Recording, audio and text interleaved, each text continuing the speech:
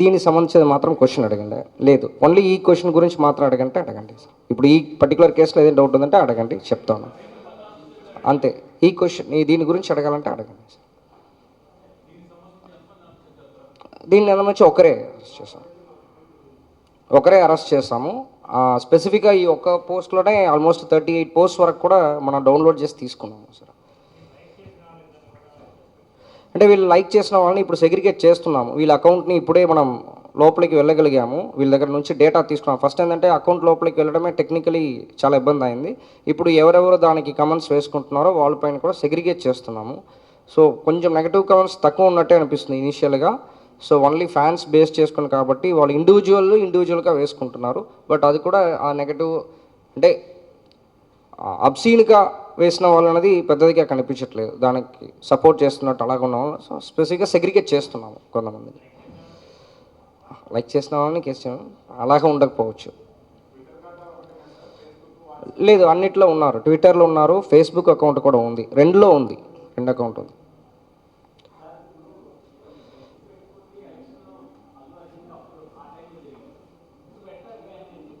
అంటే పెడుతూనే ఉన్నారు over the period of time. ఇప్పుడు మాత్రం కాదు, పెడుతూనే ఉన్నారు. యాక్చువల్లీ అదన్నీ కూడా 38 పోస్ట్ ప్రకారం డౌన్లోడ్ చేస్తాం. యాక్చువల్లీ వీళ్ళు పెడుతున్నారు, బట్ అది మామూలుగా పోయింది. కానీ ఇంత అంటే స్పెసిఫిక్గా ఒక ఫ్యామిలీ అలాగ టార్గెట్ చేస్తూ వేస్తున్నారు అన్నది ఇప్పుడు ఈ పర్టికులర్ కేసు వల్ల అది బయటకు వచ్చింది. యాక్చువల్లీ దానివల్ల మనం డెప్త్కి వెళ్ళాము. కేసు ఎంత మోటివ్ కోసం మీకు అది చూపించాం. ఇది ఆల్మోస్ట్ 35-36 వరకు ఐడెంటిఫై చేస్తాము.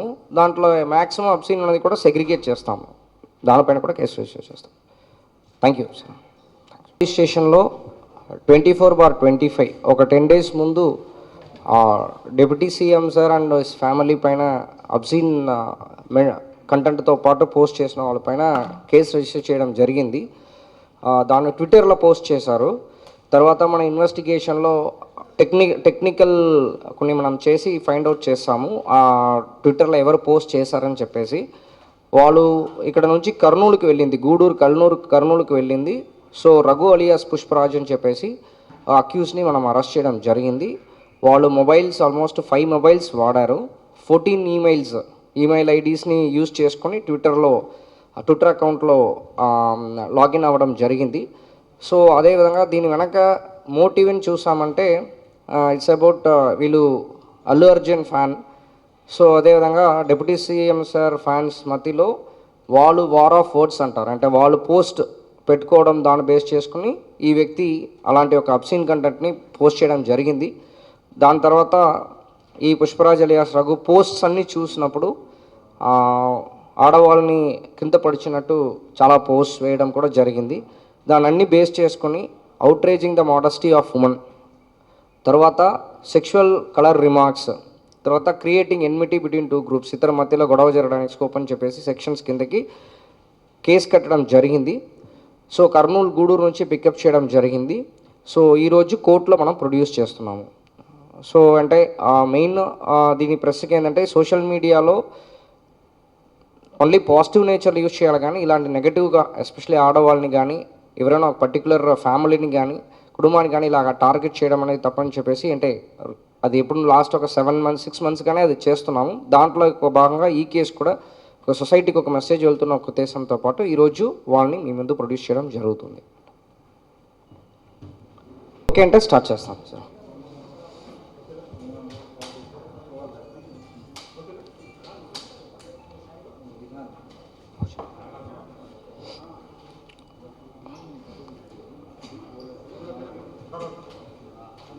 అందరూ గుడ్ ఆఫ్టర్నూన్.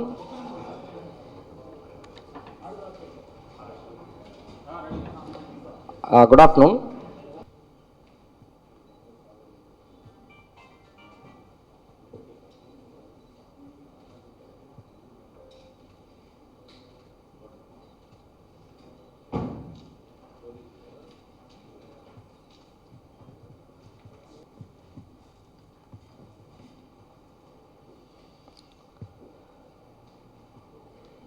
ఓకే, ఏ క్వశ్చన్?